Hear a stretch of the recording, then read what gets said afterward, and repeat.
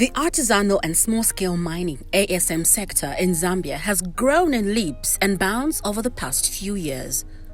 With the challenges associated to large-scale commercial mining, the Zambian government is turning its attention to the growing artisanal and small-scale mining (ASM) sector as a means for creating employment for its people, as well as a conduit for poverty reduction.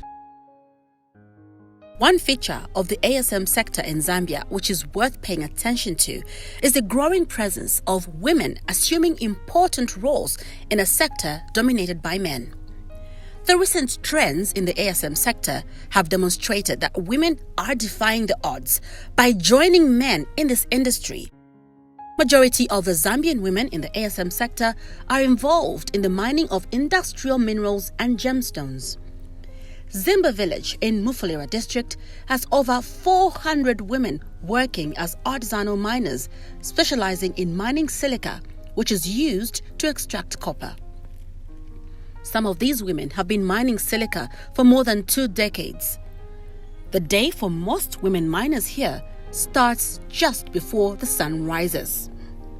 We don't know how she always finds a way, the mystery of a woman, a savior in a time of need, the bravery of a woman. In a time of need, she does the deed, the magic of a woman. Bridget Malama, a single mother of 5, has been mining for the last 7 years, and she has managed to take care of her family. Bridget supplements her mining income with another business of making a non-alcoholic traditional drink known as umunkoyo, which she leaves home for the children to sell when she is at the mining site during the day. But how did she learn the art of mining? Shena chali chakosa, chali kosereve sana. Nombo mlandu wakwe bachishakwete fimbio foninga chita. But nare koserera fya fini. Ndeko serafya fine ndebomba until naskana abedira. However, Bridget narrates that she feels she could do more for her family if only she was paid what is due to her on time by the people who buy the silica she mines. Nimbomba 7 years. Ukumona kwena fo tubomba ne milipirira batulipirira mu tushya kwa mapotafya bafeya.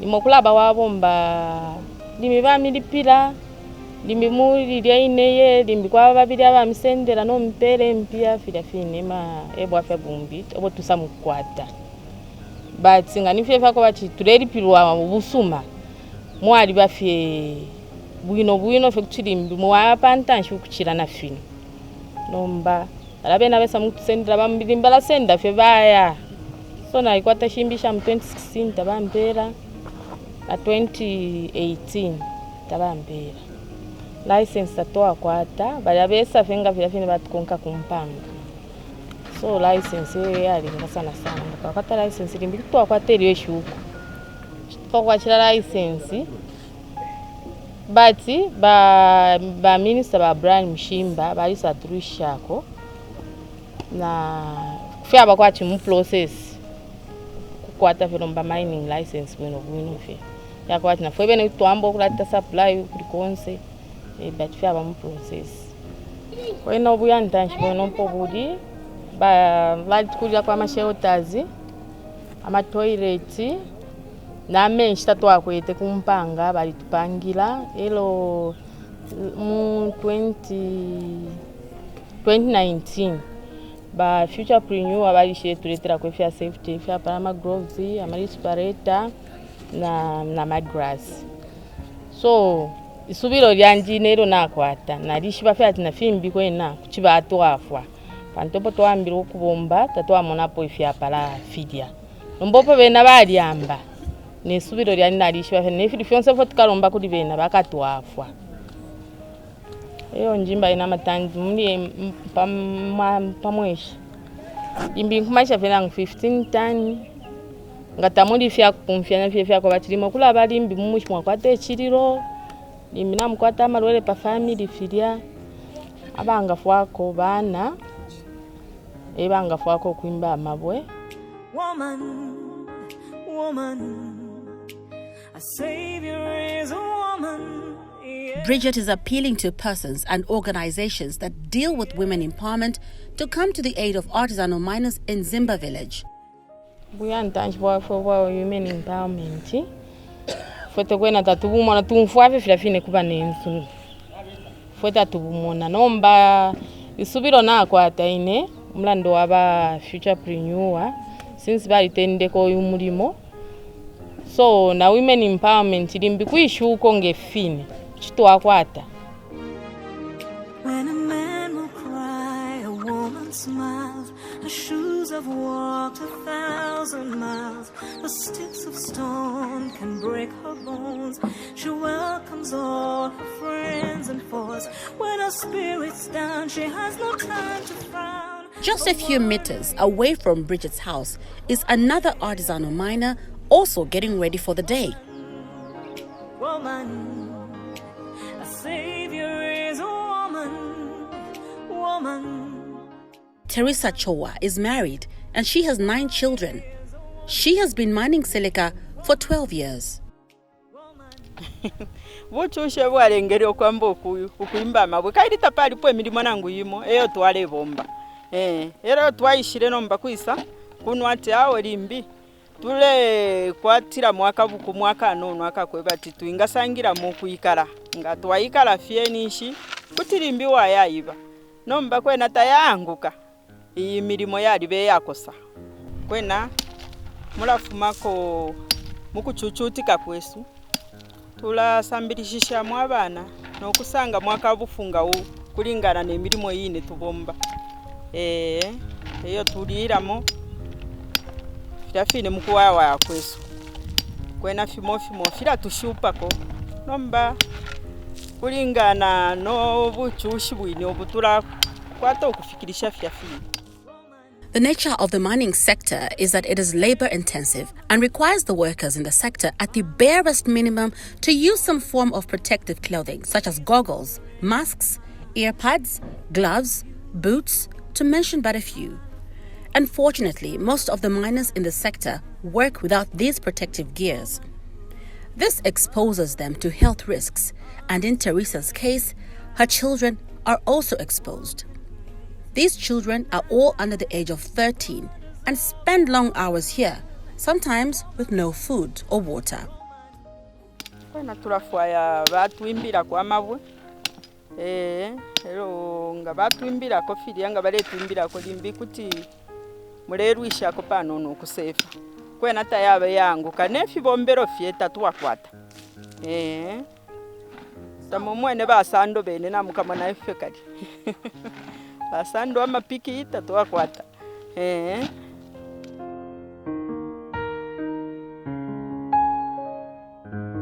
The children are supposed to be in school, but due to the rise in COVID-19 cases, schools in non-examination classes have closed indefinitely. And Teresa, ignorant of child's rights, feels that this is her opportunity to get some much-needed help at the mining site. Kwena ku skulu lulino lwa corona lwaise lwalenga kwena ababali beminika tabaya kwayi ku skulu kwena baraya nomba ababambi baliko mu magrade aya akulu kulingana n'olupia lulanshupa bambi tabaya kubalikala mu mushi Songbird and child's rights activist Wezi feels strongly about these children being made to do manual labor. I am a very strong advocate against child labor. I do not believe that children should be kept away from even just playgrounds, before we start talking about something as serious as education. Children shouldn't be forced to work or to earn a living. It's not the child's job to provide for the family. So that is totally something that is an inconvenience on both the parents, because sometimes it could be that they're getting not even the least minimum. Sometimes they're exploited, because they are women. Women are usually, I hate to say this, but women are usually overpowered, even, on an intellectual point of view. Sometimes some people negotiate their prices way down, they go home with nothing. So how are they sending their children to school? How are they providing? So you want to avoid accidents, and the only way that you feel that you can protect your children is to carry them at work so that you can keep an eye on them even as you work. So it's not, I don't think that it's intentional for every parent. Some of them exploit their children, but others, I feel that they lack the resources and the finances to take their children to school, so they depend on mining to hope for a better day. Most ASM operations are in the areas that are often not serviced by the local authorities, and so the women here lack adequate water and sanitation facilities, posing yet another serious health and environmental hazard. It is against this background that the Center for Trade, Policy and Development, with support of the Joint Country Program, set up a shelter near the site to help address the sanitation challenges. The shelter is about 1 kilometer from the mining site, a development that the miners never imagined. And we really thank God for Ctpd, the future entrepreneur, the GSCP. They come in our aid so that they can empower us, they can empower our cooperative to do so many things. As you can see, the place is looking so nice. It's because of these people, the NGOs. At the moment, the people are supporting us in everything. Now our challenge, our cry is, we are crying to the nation that Zimba mining has been denigerated for so many years. Without the CTB, future entrepreneur, JCP, there was no any assistance. That's the challenge we had. Yeah, the biggest challenge is selling of our silica. We have got a very big challenges. We sell to Mopani, to CCS, Chambesme, Copper Smelter, Mento. Then our challenge is when the buyers, we have got suppliers, as you can hear, there is a noise. So we are selling silica right now. As we are selling silica, the problem we had is when those suppliers, if they took our silica, they don't pay us in time. That's the biggest challenge. Yeah. They have got more than they owe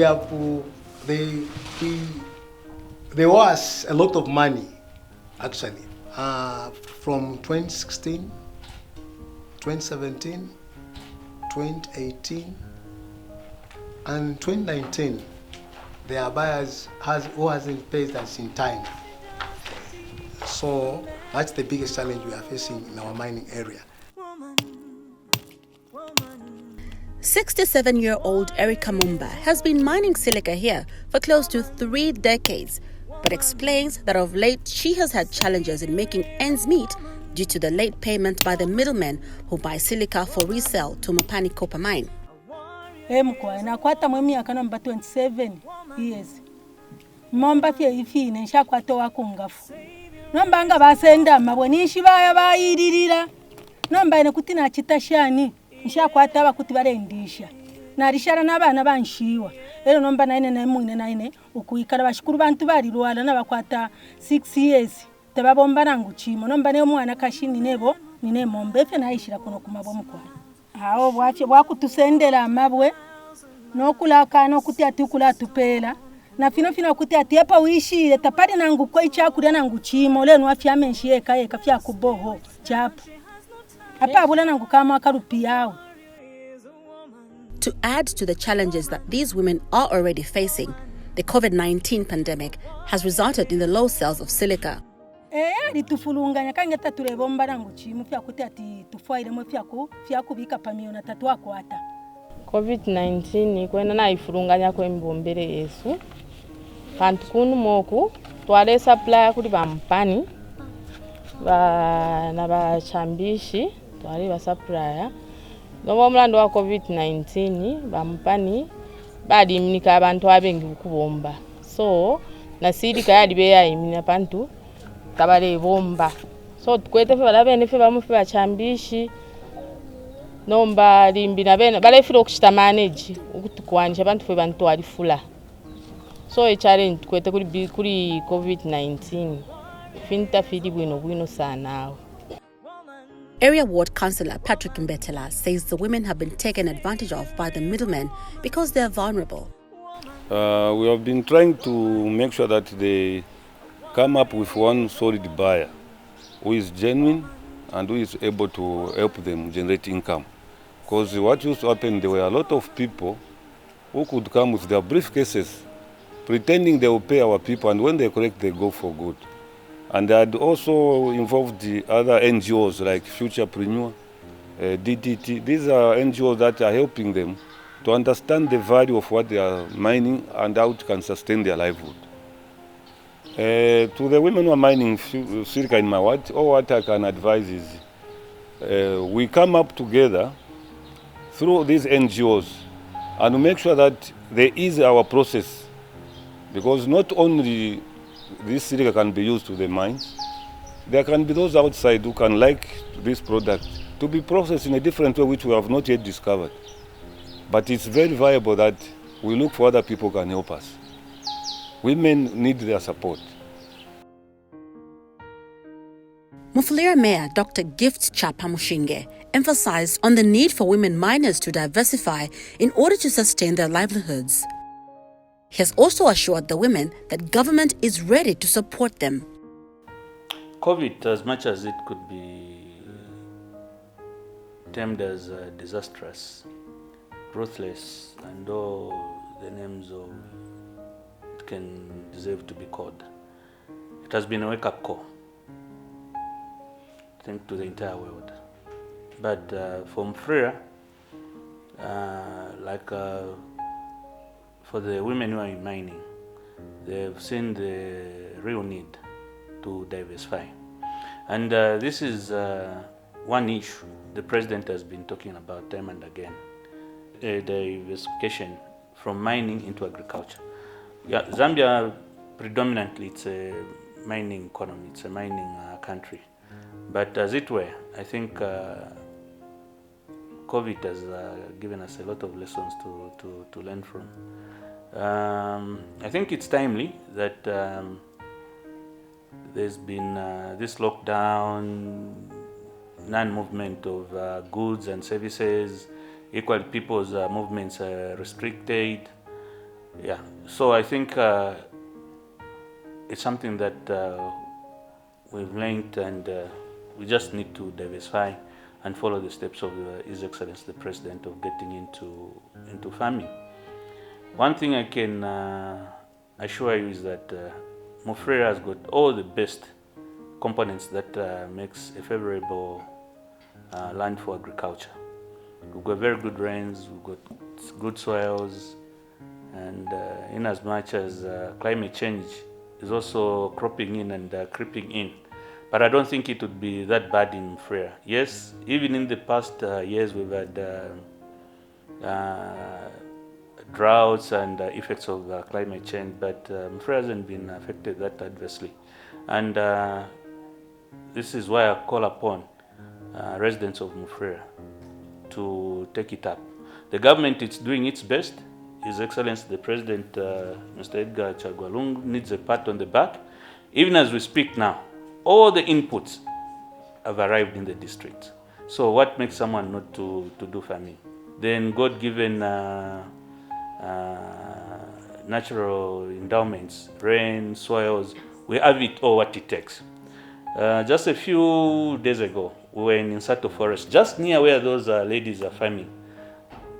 The government of the Republic of Zambia, through the Office of the Vice President, they've given out that land would be like our ladies we were talking about. And I suppose maybe some of them could be beneficiaries of the same land that we are giving out under resettlement. And this is the direction the government is taking. So in as much as we need that to be done like yesterday, I think the government has given a very favorable and conducive atmosphere to do farming in Mufulira, coupled with the natural endowments that we enjoy. We attempted to speak to the middlemen over the allegations of non-payment to the miners, but they declined to speak to us. Lack of mining equipment is another challenge these women face. Imi bombere kai tubonfia ngaule imba fita tubonfia mapiki then turakwata turi atutuma mumayanda abendu balanda tuma vegetable rank turi oto tubomfye kusefera kwa mabo nomba turakwata challenge mumbombere we muneri mpaka chukumanishe traki kumanishe nangu 30 tani turakoni challenge ikulu sana kuchula my equipment yetu ingabomfya na lyeshiba kwa banga especially fya para roda ile tuimbira kufidya then kwali badimbi panche ndepole bombira pali fima boy fukuru na kilasha irafwai kwa elo kwa kusange fine kwena totoa kuishiba. To help cushion some of the challenges the women miners are facing, Ctpd has encouraged them to diversify from mining to agriculture to enable them have another stream of income as a way to survive. Ctpd has partnered with JCP and Futurepreneur to ensure that this project is a success.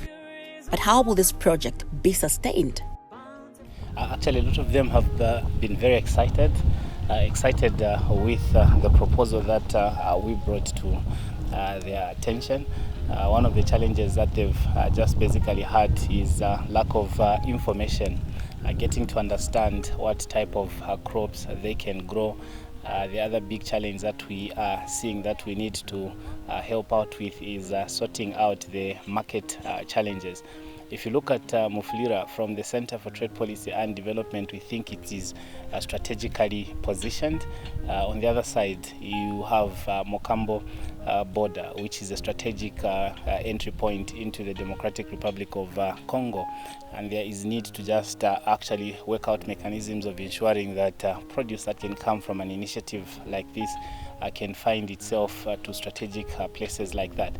But besides that, even just the local population, there are shopping malls that are springing up as you go towards Kitwe. There are several shopping malls to which we think there can be potential markets that the cooperative can actually get to tap into. The Ministry of Agriculture will support the women miners if they decide to switch to agriculture.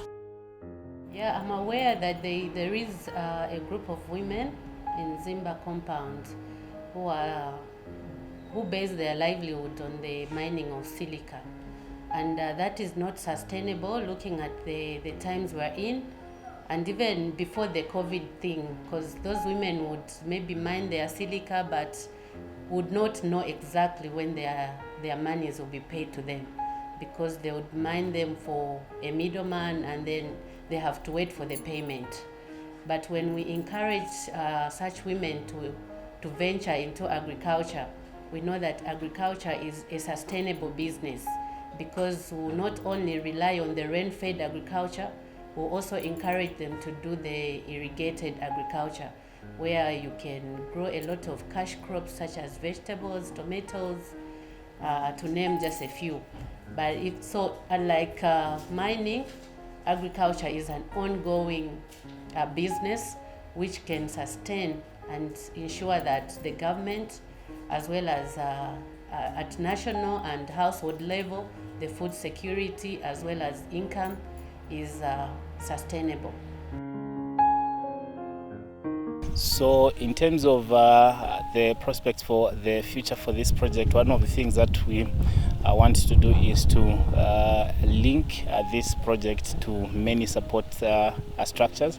As we speak, one of the things that we came to do here this time around was to have a conversation with the District Agriculture Cooperatives Office. The basic idea was to introduce this project to the ministry so that they can begin to offer support. In terms of the support, we are looking at things like providing trainings for these women so that we can begin to have a shift in terms of the mindset, the perception with regards to agriculture, trying to open up their mind to the opportunities that are there within the agriculture sector. The other thing that we are seeking from offices such as this is basically for them to come and offer their technical support in the form of trying to look at the soil type, testing it, and providing technical advice in terms of the suitable crops that can be grown from such a place.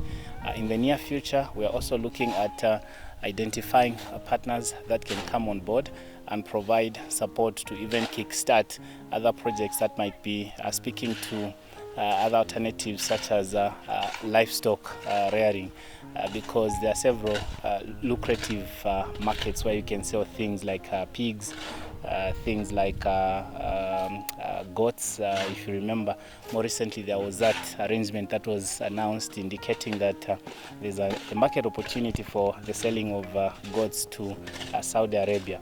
So when you look at such opportunities, the opportunities that women and young people do not know about, but if they have that at the back of their mind, it makes it very easy. Besides engaging policymakers like the Ministry of Agriculture, our appeal is also to the private sector, the mining companies themselves, through initiatives such as the corporate social responsibility. We think this is a demonstration of what corporate social responsibility can actually look like. Back in Zimba village, as the sun sets, the women and their families embark on a journey back home after a hard day's work at the mines. Their journey to the mines awakens the next day.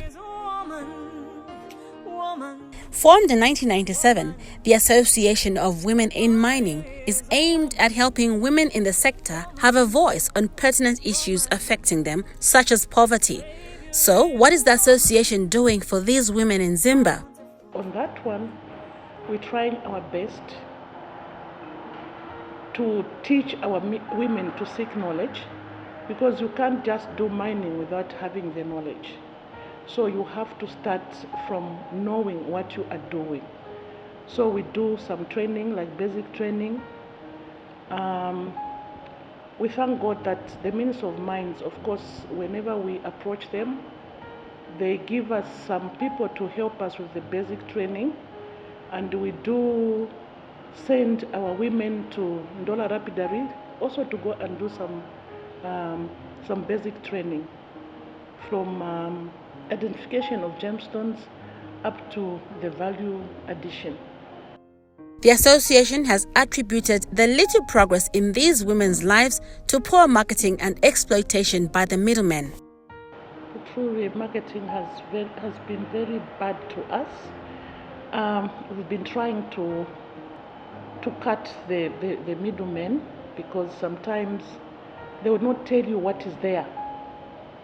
So we're trying hard to do away with them, where we are saying woman has to do direct with the end user, because sometimes you don't get anything, even on export, even local.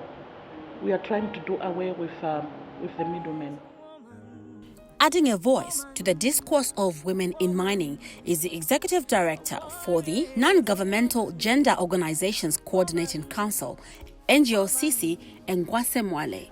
She says her organization has taken keen interest to see how best the council can make mining for women more conducive. Mining is mainly a male-dominated sector, and for a long time we have looked at mining really as a man's job. Of course, in the recent past, we have witnessed the boldness that women bring into the space of mining through a number of projects that women are doing in mining. As NGOCC, not just left the aspect of women in mining as maybe just one of the members.